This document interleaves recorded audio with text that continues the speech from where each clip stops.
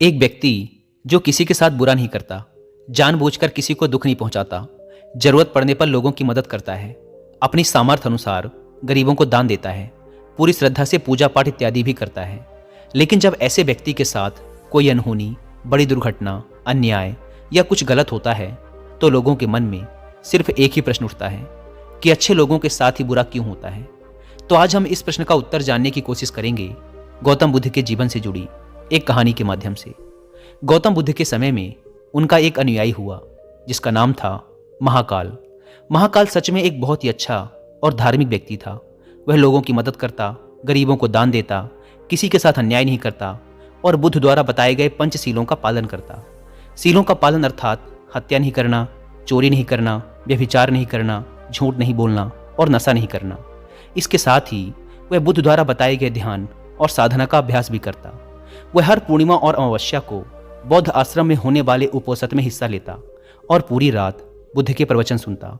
ऐसे ही एक अमावस्या के दिन उसने उपोषण किया और रात को बुद्ध के प्रवचन सुनने लगा।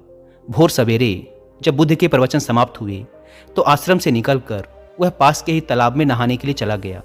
उसी रात उस गांव में कुछ चोर एक घर में चोरी करने के लिए घुसे हुए थे।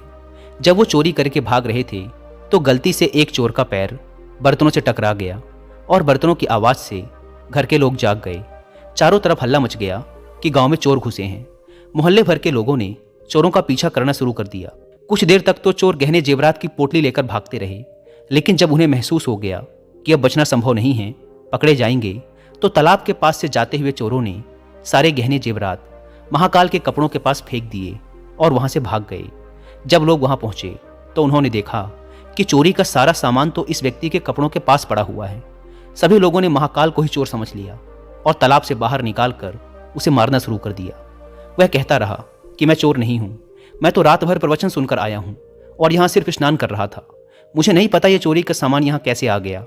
लेकिन भीड़ ने उसकी एक न सुनी और यह कहते हुए और मारने लगे कि अच्छा, चोरी करने के बाद अब नाटक कर रहा है कि मैं अच्छा आदमी हूं, प्रवचन सुनकर आ रहा हूं। गुस्साई भीड़ ने उसे इतनी बेरहमी से पीटा कि उसकी मौत हो गई और उस मृत महाकाल के शरीर को वहीं छोड़कर लोग अपने अपने घर चले गए। सुबह जब आश्रम के कुछ शिष्य तालाब में पानी लेने के लिए आए तो उन्होंने महाकाल के मृत शरीर को तालाब के पास पड़ा देखा। पूछने पर पता चला कि चोरी के आरोप में लोगों ने महाकाल को पीट पीट कर मार दिया।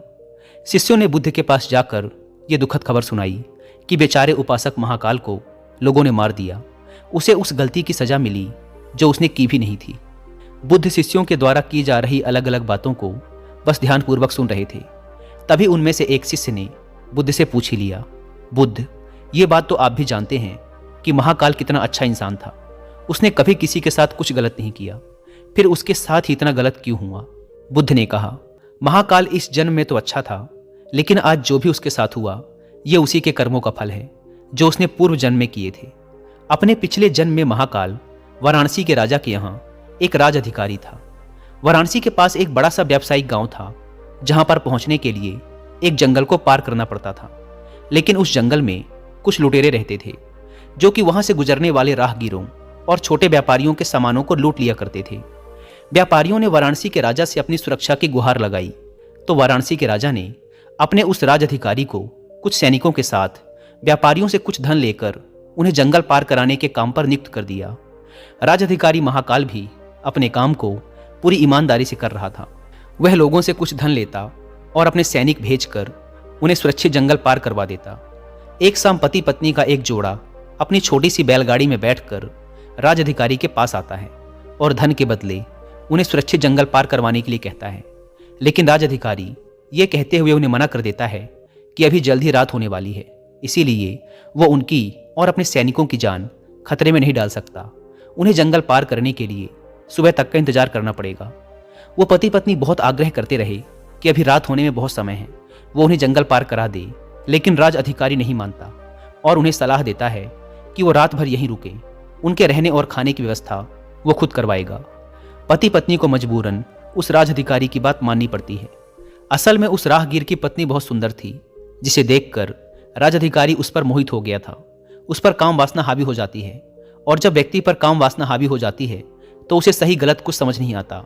वह आसक्ति की आग में जलकर अंधा हो जाता है और यही उस राज अधिकारी के साथ भी हुआ। उसने उन दोनों पति पत्नी के रहने और खाने की व्यवस्था तो कर दी, लेकिन साथ ही वह उसकी पत्नी को पाने की तरकीबें सोचने लगा। उसे एक तरीका सूझा। उसके पास एक बड़ा सा हीरा था। उसने उस हीरे को रात में चुपके से उस आदमी के बैलगाड़ी के सामान में छुपा दिया और सुबह होते ही हल्ला मचा दिया कि उसका कीमती हीरा किसी ने चोरी कर लिया है। उसने अपने सैनिकों को आदेश दिया कि हर एक व्यक्ति की सामान की तलाशी लेने के बाद ही उसे आगे जाने दिया जाए। सैनिकों ने तलाशी ली तो योजना के अनुसार हीरा उस पति पत्नी की बैलगाड़ी के सामान में छुपा मिला। राज अधिकारी उस व्यक्ति को सभी के सामने यह कहते हुए पीटने लगा कि मैंने तेरे रहने और खाने की व्यवस्था की और तूने मेरे ही साथ गद्दारी की। उसके साथ उसके सैनिक भी उस आदमी को पीटने लगे और पीटते पीटते उस व्यक्ति की वही मौत हो गई। बाद में राज अधिकारी ने अपने रुतबे और दौलत के दम पर उस स्त्री को अपनी पत्नी बना लिया, क्योंकि पिछले जन्म में महाकाल ने सिर्फ उस स्त्री को प्राप्त करने के लिए उसके पति पर झूठा आरोप लगाकर बेवजह उसकी निर्मम हत्या कर दी थी।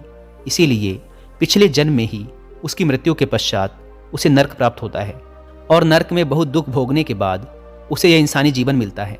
लेकिन इस जीवन में भी उसके पिछले कर्म उसका पीछा नहीं छोड़ते और उसके साथ भी वैसा ही होता है जैसा उसने उस स्त्री के पति के साथ किया था। महाकाल को उस चोरी की सजा मिलती है जो उसने की भी नहीं थी।